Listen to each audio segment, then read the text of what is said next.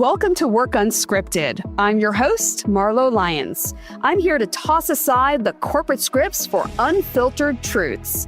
We are tackling real work challenges with no sugarcoating, providing you with the strategies to thrive and find fulfillment in your career. It's time to turn the page. It's time to be unscripted. Hey everyone, welcome back to Work Unscripted, the show where we talk about what's really happening behind closed conference room doors. I'm your host, Marlo Lyons, and today we're tackling something raw, something taboo, and something that happens more than we care to admit. What we really think about people after they get fired. Let me start with this.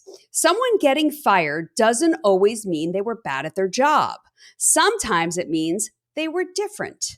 And sometimes different is threatening or not accepted.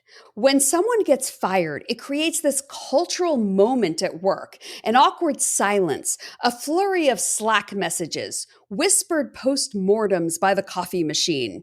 Everyone's trying to decode the why. And if we're honest, most of the time, we never really know. We assume, we speculate. We distance ourselves. And sometimes it's for good reason. The person was incompetent or embezzled from the company and others knew about it. Or the person was simply a jerk. But in absence of an obvious bad reason, what if our assumptions about them are wrong? I want to pause here and ask, how many of us have thought less of someone after they were let go, even though you had no idea why they were fired? How many of us slowly ghosted them, stopped inviting them to our happy hours, deleted them from that group text, and simply didn't reach out after they were escorted out of the building or told to turn in their laptop? We do it because we think we know what happened. And we almost never do. But that judgment could be hurting you in the long run. As a former HR executive, I sat in on dozens of firings. I heard it all. I witnessed it all. Let me tell you a few stories. I'll change names, but not the reality. Case one, a woman who always turned her work in at the last minute. Always. But she never missed a deadline. And the quality? Impeccable. Her manager, though, hated her style. Felt like she was chaotic. Hard to trust is what he said. He wanted updates on the progress of her work because he never believed she would get it done. But that wasn't her style. She did her best work under pressure. After numerous meetings and trying to influence the manager that not everyone worked like him, she got fired. Not for poor performance, but for poor alignment. But here's the kicker. She landed at another company, same role, and is crushing it, and has been there for more than 2 years. Different environment, different manager, different story. All right, case two, a man whose leader constantly complained about him, but only behind closed doors. The leader claimed he was giving feedback on a regular basis. And of course, I'd ask, what exactly did you say?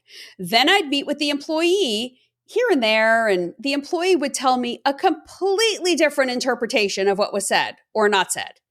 Basically, what I put together was the leader didn't have the guts to give real feedback, actionable feedback. In essence, this employee had no clue they weren't a high performer. There was nothing in writing. But guess what was in writing about a month later?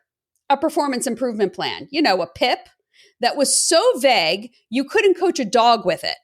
The employee tried, he really did, but he was chasing a moving target, and eventually he was let go. Oh, and here's the kicker. I came to find out that manager was on the chopping block for their own erratic behavior. Surprise? Not so much. If you're wondering why HR didn't do something about these situations, you haven't listened to my episode, The Truth About HR, What You Need to Know. As soon as you finish this, hop over to that episode. I digress. The point is, these aren't exceptions. They're common. Many people are fired not because they're ineffective, but because someone felt threatened, annoyed, or uncomfortable with how they worked. But here's the tragedy. When someone is fired, their brand at work changes instantly. People stop seeing the talent and start seeing the stain. It's guilt by termination. And when you distance yourself from someone just because they were let go, you're participating in that smear. Maybe not maliciously, but it's there. We talk a big game about empathy, but let's be real. How empathetic are we after someone loses their job? And here's where it gets even more real. Fast forward a few months, maybe a year. That person you ghosted, they just landed at a hot new company in a higher position and they're hiring. And now you want to reconnect? Now you remember how talented they were? Nope. That bridge? Burnt. I've seen this happen over and over. Someone gets fired, people turn their backs, then that same person is back in power at a better company than the one they left. And shocker, they remember who showed up, who stayed in touch, and who didn't. I remember when I was fired, I was a petulant little 26-year-old who couldn't keep her mouth shut. Oh yeah.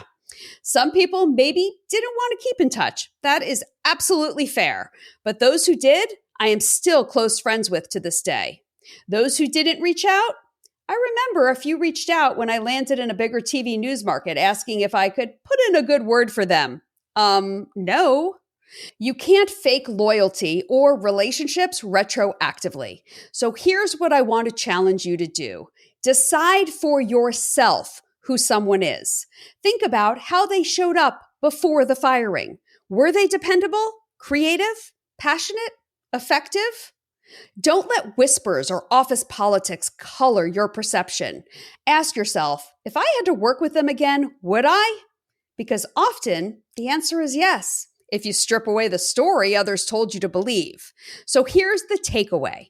When someone is fired you respected before they were let go, don't ghost them. Reach out. Stay connected. Ask how you can help them. There is no law that says you can't contact someone who is fired.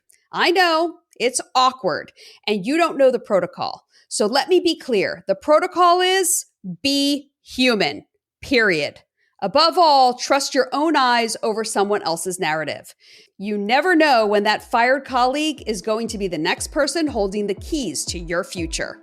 Thanks for tuning in to Work Unscripted. If this hit a nerve or reminded you of someone you unfairly judged, send them this episode, and maybe send them a text too. The journey is yours.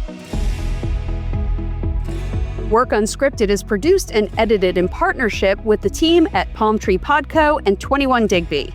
The content for this week's episode was created by me, Marlo Lyons.